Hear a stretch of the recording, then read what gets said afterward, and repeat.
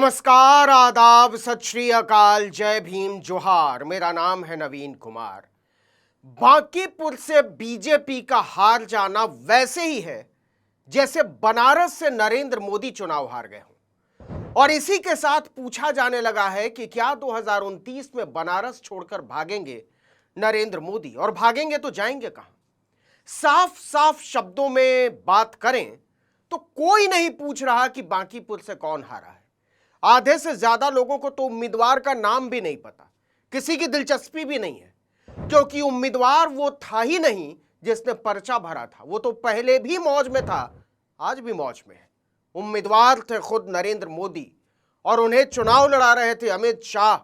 चुनाव प्रभारी थे भाजपा के राष्ट्रीय अध्यक्ष नितिन नबीन। किसी ने कल्पना नहीं की होगी कि भाजपा अपने राष्ट्रीय अध्यक्ष की सीट हार जाएगी और बीजेपी के राष्ट्रीय अध्यक्ष की विधानसभा सीट हार जाने का जख्म बांकीपुर के असली उम्मीदवार नरेंद्र मोदी ताउम्र नहीं भूलेंगे। भाजपा कहती है कि हम किसी को खड़ा कर देंगे, कुत्ता बिल्ली को तो हम जिता लेंगे। ऐसा अहंकार भारतीय राजनीति में दुर्लभ है। जनता ने रविशंकर प्रसाद के अपने बूथ तक पर उनके अहंकार का कुर्ता फाड़कर रुमाल बना दिया। असल में बांकीपुर का रिजल्ट बीजेपी की राजनीति का आईना बन गया है। और बीजेपी की राजनीति मतलब गुंडागर्दी, जंगल राज, अपराधियों, गालीबाजों और लोकतंत्र के खंभों को तहस नहस करके हासिल की गई एक ऐसी सत्ता जिसमें वो जनता के प्रति जवाबदेही लेने से हर बार भाग खड़ी होती है। ये बात भूली नहीं जा सकती कि बांकीपुर सीट भाजपा के लिए नाक का सवाल थी। आखिरकार ये उसके राष्ट्रीय अध्यक्ष की छोड़ी हुई सीट थी, इतनी सुरक्षित सीट जिस पर वो कभी नहीं हारी। पहले तो उसने सोचा था कि वो हवा में जीत जाएगी, लेकिन जल्दी ही उसकी समझ में आ गया कि सारी ताकत झोंकनी होगी। नतीजा, उसने इस चुनाव में पूरी ताकत झोंकी। सांसद, विधायक, मंत्री, पार्षद तो हर चौराहे पर ऐसे घूम रहे थे जैसे चना, मुरमुरा, भुट्टा बेचने वाले। बांकीपुर की सीट पर जीतने के लिए भाजपा ने सरकार और संगठन की नैतिकता और ताकत को पतंग बनाकर हवा में उड़ा दिया। ऐसा लग रहा था जैसे चुनाव कोई उम्मीदवार नहीं, सरकार लड़ रही है। प्रधानमंत्री लड़ रहे हो, गृह मंत्री और मुख्यमंत्री लड़ रहे हो, नगर निगम लड़ रहा हो। न नियमों का कोई मतलब, न नैतिकता का। पूरी सरकार और पूरा प्रशासन बांकीपुर में एक गुंडा तंत्र में तब्दील हो चुका था। जिस तरीके से प्रशांत किशोर के कार्यकर्ताओं की तलाश में पुलिस घरों में घुस गई, वो अप्रत्याशित था। पुलिस और प्रशासन ने महिलाओं तक से बदसलूकी की। ऐसे दर्जनों मामले सामने आए जिसमें प्रशांत किशोर का कार्यकर्ता बताकर लोगों को जबरन उठा लिया गया। कोई अपने बेटे के घर में था, कोई अपने मामा के घर आया हुआ था, कोई बुआ के घर, तो कोई अपने ही घर में था। जो लोग पटना शहर के भूगोल के बारे में थोड़ी बहुत भी जानकारी रखते हैं, वो समझते होंगे कि इस इलाके में कई अस्पताल, नर्सिंग होम, शॉपिंग सेंटर हैं जहां पूरे बिहार से लोग आते हैं और अपने नाते रिश्तेदारों के यहां रुकते हैं। लेकिन उन्हें बेइज्जत करके पुलिस ने बाहर निकाल दिया। बांकीपुर जीतने की हवस में पागल हो चुकी भाजपा की सरकार ने कुछ नहीं देखा, कुछ नहीं सुना। कई मामलों में प्रशांत किशोर को खुद थाने पहुंचना पड़ा। वीडियो में पुलिस वाला पूरी बदतमीजी से पेश आता नजर आ रहा है। आपसे सिंपल ये बात नहीं है भाई, आपको ये एक लाइन जवाब देना था कि इतने बजे लोग आए, सर यहाँ से चले गए। लेकिन आपको तो भैया इनको अपने सुपीरियर का नाम नहीं मालूम है।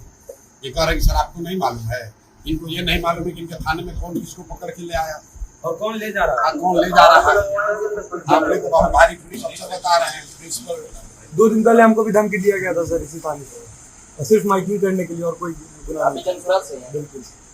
कमाल तो यह है कि एक टूटी सड़क और खुले में पड़े कूड़े के पहाड़ का मामला उठाने की वजह से जन सुराज के लोगों पर आचार संहिता के उल्लंघन का मामला बना दिया गया। इससे भी कमाल की बात तो यह है कि सरकार रातों रात पैसा झोंककर वो कूड़ा उठवा लेती है और सड़क बना देती है।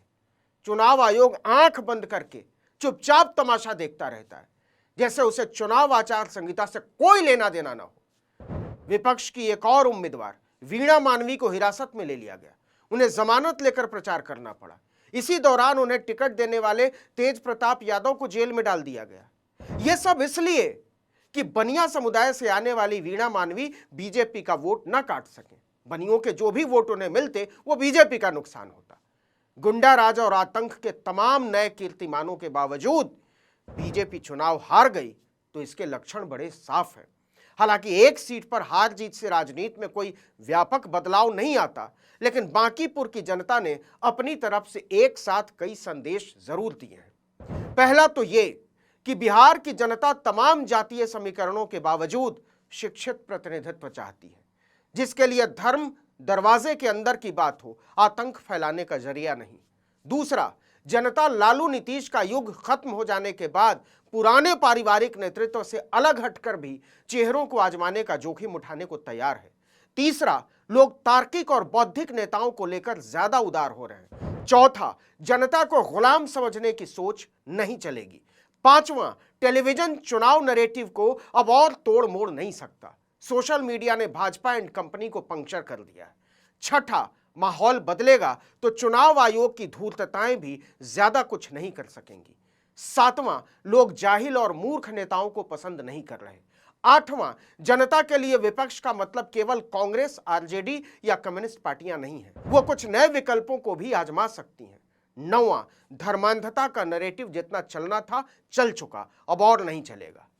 और 10वां, युवा पीढ़ी को उल्लू समझने वाले नेताओं के दिन लग चुके हैं। इसी तरह का हाल हुआ ऋतुराज कुमार सिंह, जो यहाँ पर थाना में इंचार्ज है जक्कनपुर का, इनकी नौकरी तो जाएगी ही जाएगी, ये जान के बैठ जाए। जो धमकी दे रहे थे कि वर्दी उतार देंगे तो आपके बराबर में आ जाएंगे, तो इनको जो करना है कर ले। जो इन्होंने सब पब्लिक के सामने पूरा बिहार की जनता देखिए, ये ऋतुराज कुमार सिंह यहाँ SHO है और यहाँ पर इलीगल तरीके से 2 लोगों को पकड़ कर लाया गया। घंटों यहाँ पर थाने में इस आदमी ने यहाँ बैठा कर उन लोगों को रखा है और यहाँ से उनको ट्रांसफर किया गया है। कहीं ये लोग ना जानकारी दे रहे हैं, ना इनके रिकॉर्ड में कुछ बात है। और भाई साहब कह रहे हैं कि हम ये नहीं जानते हैं कि वो लोग कहाँ गए, इनकी कोई जिम्मेवारी नहीं है। और ये भी नहीं जानते हैं कि इनका कौन सुपीरियर अफसर है जिसने ऑर्डर दिया है। इनका कहना है कि सुपीरियर अफसर से पूछना इनका काम नहीं है। बांकीपुर के उपचुनाव का एक और मतलब है, नीतीश कुमार और लालू यादव की पार्टी के सामने अस्तित्व का संकट है। इन दोनों ही दलों के नेता प्रशांत किशोर की मेधा और मेहनत के आगे कहीं नहीं ठहरते। कांग्रेस बिहार में कहीं नहीं है, लेकिन अगर उसने नए नेताओं को मैदान में प्रभावी तरीके से नहीं उतारा तो उसकी जितनी भी जगह है वो भी मुश्किल में पड़ जाएगी। लेकिन अगर प्रशांत किशोर और कांग्रेस एक साथ आते हैं तो एक नया समीकरण आकार ले सकता है। दलित, अति पिछड़े, ब्राह्मण और मुसलमान, यही वो समीकरण है जिसे आजमाकर यूपी में काशीराम और मायावती ने सत्ता हासिल की। देखना होगा बीजेपी बिहार से निकले इस संदेश को कैसे लेती है और विधानसभा में प्रशांत किशोर की मौजूदगी से राजनीति के मायने कैसे बदलते हैं, बदलते भी हैं या नहीं। इस वीडियो में इतना ही, लेकिन अगर आपने आर्टिकल 19 इंडिया को अब तक सब्सक्राइब नहीं किया तो फौरन कर दीजिए, बेल आइकॉन दबाइए, घंटी जैसी आकृति लाइक कीजिए और कमेंट करके बताइए हमारा वीडियो आपको कैसा लगा। हमारा ट्विटर हैंडल है article19_India और मेरा ट्विटर हैंडल है नवीन जर्नलिस्ट। नमस्कार।